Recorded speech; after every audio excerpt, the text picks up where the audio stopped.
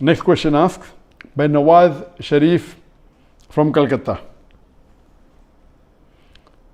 Which is the most difficult question posed to you so far in your life? This is the question. This question, which is the most difficult question posed to you so far in life, is the most difficult question in my life. Yes, there have been difficult questions. I can narrate many. As far as the most difficult question is concerned, because it's not a very common question, I will never tell it to the masses, to the public. Because such questions are so difficult, so attacking, and if it's not common, why should I make it public? Alhamdulillah, I have the answer, and Allah helped me. It's through Allah's help I got the answer. This I only discuss with the scholars and the fuqahas. And I asked them, what is the answer? And I've asked this to maybe 50 or 100 people who are scholars and people of knowledge. And unfortunately, the most difficult questions have not been answered because of the intricity, not because of the knowledge based, it is the intricity of the question. So those questions which are attacking Islam, and they are not common, and it's difficult to understand the answer. As a policy, even if you ask, I'll never tell you. That's only to be discussed with people of knowledge and the scholars. Yes, there have been many questions which are tricky. Many questions which may require logical answer, has nothing to do with Islamic knowledge. And there are many. I'll just give one example to you. I don't say it's the most difficult, but it was a tricky question. And I remember, I think it was in the year 2014 or somewhere close to that in Dubai. After my lecture in Dubai, there were about 15,000-20,000 people in the audience. There's a lady who's a non-Muslim who asked me a question.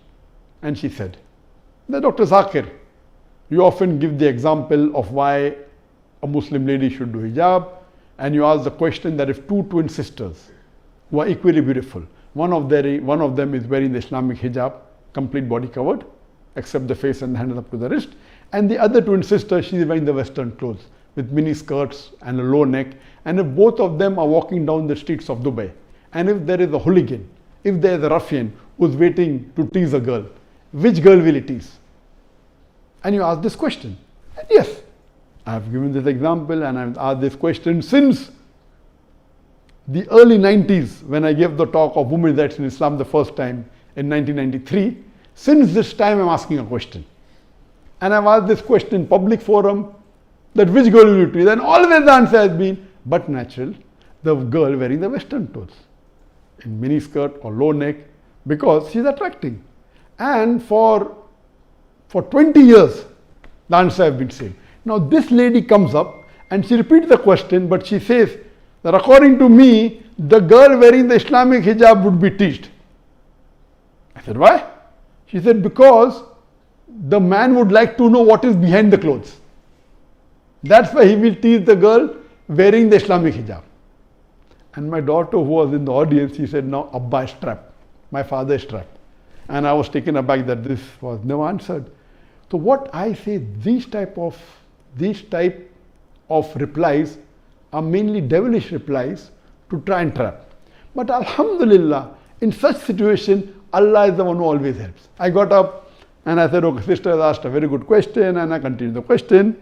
And I said, though I disagree. So this was the question asked, now hear my answer. I said, I disagree with your answer. It's an illogical answer. But if you agree that your answer is correct, then why are you wearing clothes? If you don't want people to be clothes, you should take off your clothes.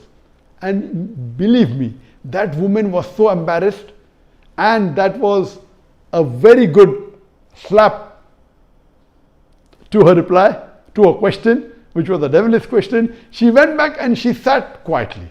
So these types of questions by non-Muslims who come to attack you, it has got nothing to do with Islam. My answer was logical.